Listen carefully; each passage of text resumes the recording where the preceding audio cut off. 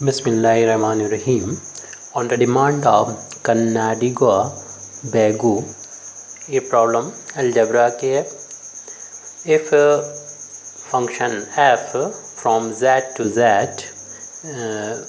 be a function defined by fx is equal to ax plus b for some integers a and b, it is given that f at 0 is equal to 1 and f at 2 is equal to 3. Find a and b. तो यहाँ पर ये function हमको बता दिया गया कि f एक फंक्शन है, तो इसका डोमेन z है. z सेट ऑफ इंटीजर होता है और फ्रॉम z टू z यानी इसका जो कोडोमेन होगा वो भी z है. जैसे कि हम लोग जानते हैं कि जो एक फंक्शन होता है, दो सेट के बीच में एक रिलेशन होता है, स्पेशल तरह का रिलेशन होता है.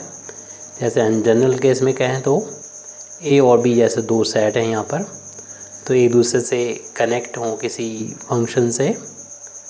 तो फंक्शन की ये प्रॉपर्टी होती है, ख़ासतौर से दो प्रॉपर्टी याद रखें कि जिस पहले वाले सेट जिसको डोमेन बोलते हैं और दूसरे वाले सेट को डोमेन बोलते हैं, इसमें जितने भी एलिमेंट लिखे हों, जैसे हम यहाँ पर इंटीजर की बात करें तो 0 भी होता है उसमें, -1 -2 एंड सो ऑन, और मैंने किसके एलिमेंट 1 2 दिखा दिए हमने इतने. तो इसमें ज़्यादा हम नहीं दिखा रहे हैं, मतलब z हमने नहीं लिया, एग्जाम्पल के तौर पे a ले लिया जनरल केस में. और इसके जो एलिमेंट होंगे दूसरे वाले सेट के, माना किसी एलिमेंट के साथ में जोड़ रहे हैं, इसके एलिमेंट हमने ये ले लिए यहाँ पर. तो दो प्रॉपर्टी हमने बताई ऐसी होती हैं जो फंक्शन के लिए, वैसे तो किसी एलिमेंट का किसी भी एलिमेंट के साथ में रिलेशन हो सकता है, किसको भी जोड़ सकते हैं. जैसे -2 को 2 के साथ ऐड कर सकते हैं और -2 को 0 के भी साथ में, या हो सकता है इसमें कुछ छूट जाए, ये रिलेशन होता है. लेकिन फंक्शन होने के लिए ये दो कंडीशन ये होती हैं कि इसमें ऐसा कोई भी एलिमेंट नहीं होना चाहिए जिसका इमेज ना हो. हर एक एलिमेंट का इमेज होगा. जैसे हमने -1 का इमेज 1 कह दिया, 1 का इमेज भी 1 कह दिया. तो और इसमें देख लें 0 भी छूट रहा है, तो अभी ये फंक्शन नहीं है. लेकिन 0 का भी अगर हम किसी से रिलेशन जोड़ दें तो ये एक प्रॉपर्टी फंक्शन की सेटिस्फाई हो जाती है कि इस पहले वाले सेट जिसे डोमेन बोलते हैं, इसमें कोई ऐसा एलिमेंट ना हो जिसका इमेज कोडोमेन में ना मिले. हर एक एलिमेंट का अगर इमेज मिलता है तो फंक्शन की एक प्रॉपर्टी सेटिस्फाई होती है. दूसरी ये है कि एक एलिमेंट के दो इमेज नहीं होने चाहिए. दो एलिमेंट का तो एक इमेज हो सकता है. जैसे हमने -2 का इमेज दिखाया 2, ऐसे ही 2 का इमेज भी 2 दिखाया, तो 2 के तो 1 हो सकते हैं. पॉसिबल है कि -2 के दो इमेज हों, लेकिन एक के यानी इस 2 के दो इमेज नहीं होंगे. ऐसे ही ऐसा नहीं 0 के दो इमेज हो जाएं, 2 या 3 हो जाए, तो तब ये फंक्शन नहीं रहेगा. फंक्शन होने के लिए है कि कई का एक इमेज हो सकता है, लेकिन एक के 1 के एक से ज़्यादा इमेज नहीं हो सकते. यूनिक इमेज होता है इसके हर एक एलिमेंट का, यानी डोमेन के for every element of domain it has a unique image in the codomain. तो कोडोमेन में इसका यूनिक इमेज होता है. और if a different element but different element have same image, तो ये फंक्शन होने की दो प्रॉपर्टी हैं. एक तो हर एक एलिमेंट, डोमेन का हर एक एलिमेंट का इमेज होना चाहिए, दूसरा यूनिक इमेज होना चाहिए कोड इमेज का. ये प्रॉपर्टी रखता है तो वो फंक्शन होता है. ये तो हमने फंक्शन की यहाँ बताया गया तो उसकी प्रॉपर्टी बता दी, और उसके दो सेट को वो आपस में जोड़ता है. यहाँ पर जो हमारा क्वेश्चन है इसमें ये पहला वाला सेट भी सेट ऑफ इंटीजर है और दूसरा वाला सेट ऑफ इंटीजर है. सेट ऑफ इंटीजर हम लोग जानते हैं कि सेट ऑफ इंटीजर को z से या i से डिनोट करते हैं. ये एक सेट होता है जिसके element 0 1 2 3 and so on to infinity. और अगर निगेटिव के साथ तरफ देखें तो -1 -2 -3 and so on to infinity होता है.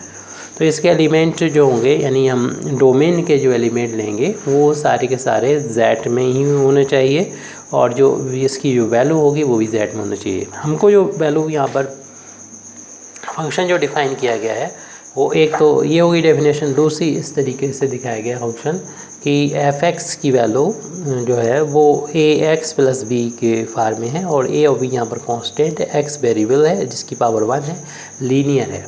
तो लीनियर फंक्शन जो भी होता है वो उसका यूनिक इमेज यहाँ पर हम लोग जानते हैं होता है। तो यूनिक इमेज होगा और साथ साथ जो है बताया जा रहा है फंक्शन है तो इसका मतलब कोई भी एलिमेंट इसमें ऐसा नहीं होगा यानी z में जिसका प्री इमेज जिसका इमेज जो है वो z में ना हो। ये तो इन्होंने खुद ही डिफ़ाइन कर दिया फंक्शन है ये। और साथ में हम देख रहे हैं कि जो x की वैल्यू ली जा रही है ये यहाँ पर, जैसे ये दोनों वैल्यू हमको दी गई, ये x की वैल्यू को डिनोट करता है यानी इसके एलिमेंट ये कोई बाहर से नहीं होना चाहिए, z से ही होने चाहिए, इस वाले z से होने चाहिए। तो ये ज़ीरो भी z के अंदर है, जैसे कि हम यहाँ पर z को लिख चुके हैं, ये ज़ीरो भी यहाँ पर z के अंदर है।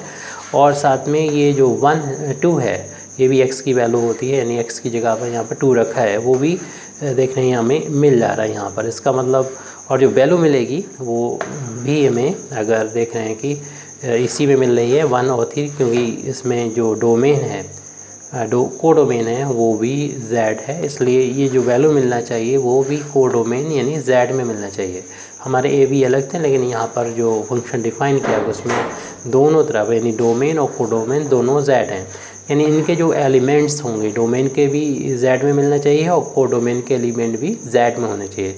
इस तरीके से हम यानी इन वैल्यूज़ को यहाँ पर यूज़ कर सकते हैं, यानी ज़ीरो को हम यहाँ पर यूज़ कर सकते हैं। तो इस इक्वेशन नंबर 1 डालने जो हमें डिफ़ाइन किया गया है फंक्शन, इसमें जब x बराबर हम x बराबर 0 पुट करेंगे, putting x is equal to 0 in equation number 1, equation number 1 में तो f0 इज इक्वल टू जहाँ पर भी x मिलेगा वहाँ पर x की वैल्यू को 0 के बराबर पुट कर देंगे। x की वैल्यू यहाँ पर हम 0 रख रहे हैं, तो 0 रखने पर ये f0 की वैल्यू हमको गिवन है 1 के इक्वल ले रखिए, तो इस f0 की जगह पर 1 रख देंगे। ये a इंटू 0 0 हो गया और प्लस का b, इस तरीके से हमको b की वैल्यू मिल गई। हमको a और b की वैल्यू फाइंड करना था, b की वैल्यू मिल चुकी है। अब हम x की वैल्यू यहाँ पर जो हमें वैल्यू मालूम है उस बेस पर x की वैल्यू 2 इस इक्वेशन में रख देंगे। तो putting x is equal to 2 in equation 1, तो इक्वेशन नंबर 1 में x बराबर 2 रखेंगे, लेफ्ट हैंड साइड में भी और राइट हैंड साइड में भी x यहाँ पर 2 रख दिया।